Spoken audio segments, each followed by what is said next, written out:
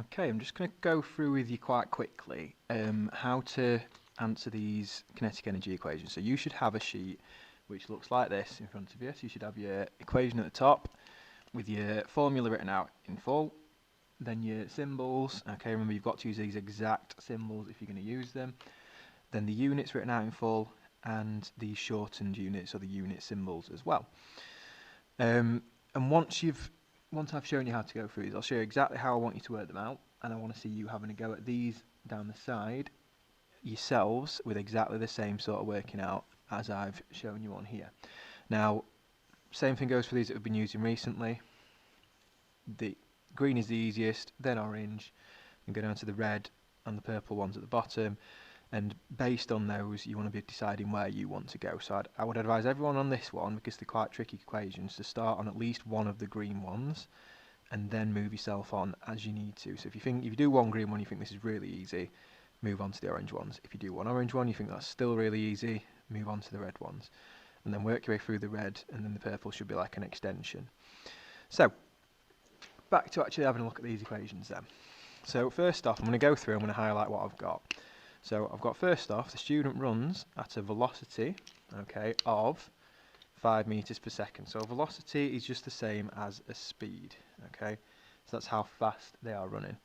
And they have a mass of 60 kilograms, and I want to know what is their kinetic energy. So I'm finding kinetic energy.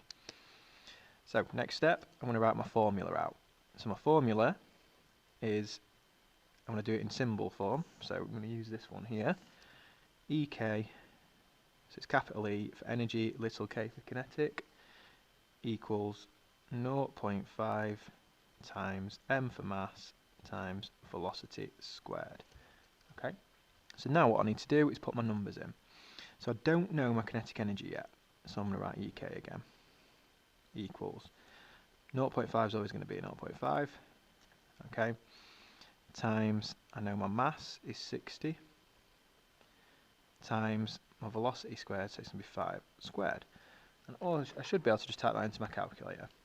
So you might have a problem if you haven't got a proper calculator that you can't do the squared, so you would have to just do 5 times 5 on that.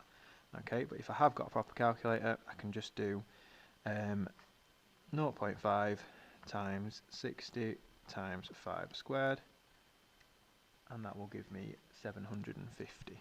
So my answer is 750, and it's going to be a J for joules on the end. Okay, so easy enough, putting your numbers in, working it out. It gets a bit more complicated when we're having to work out things like the mass or the speed, or we can call it velocity instead. So if we're going through this question, okay, it tells us here a football has a mass of 600 grams. And what is the maximum speed it could reach if kept with 2.7 joules of energy, of kinetic energy? So, first thing, if we're looking at that mass, we're looking at 600 grams. That is not correct, is it? We need to turn that into kilograms. So 600 grams divided by 1000 equals 0.6 kilograms. So we need to have our mass in kilograms. Then, we're going to...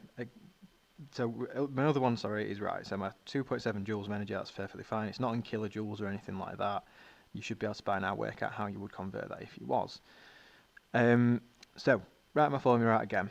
So I'm going to go EK equals 0.5 times mass times velocity squared, and I'm going to put my numbers in again.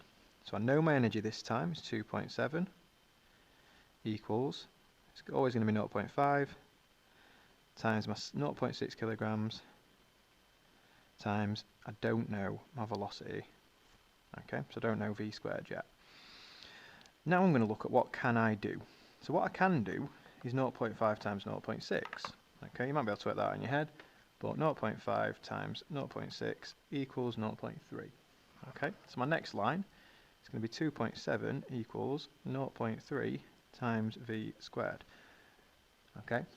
If I was looking at the mass instead, I might have to do whatever number you got for velocity squared times 0.5 and then work out I'd get to this stage again, but it'd be something times mass. So now I've got quite a simple like 3-part equation. So 0.3 v squared is 2.7, and if I want to know what 1 v squared is, I need to do 2.7 divided by 0.3 is v squared. Okay, so again, do that on the calculator. I'm doing step by step, not doing multiple things at once. Okay, and that gives me 9, which is promising.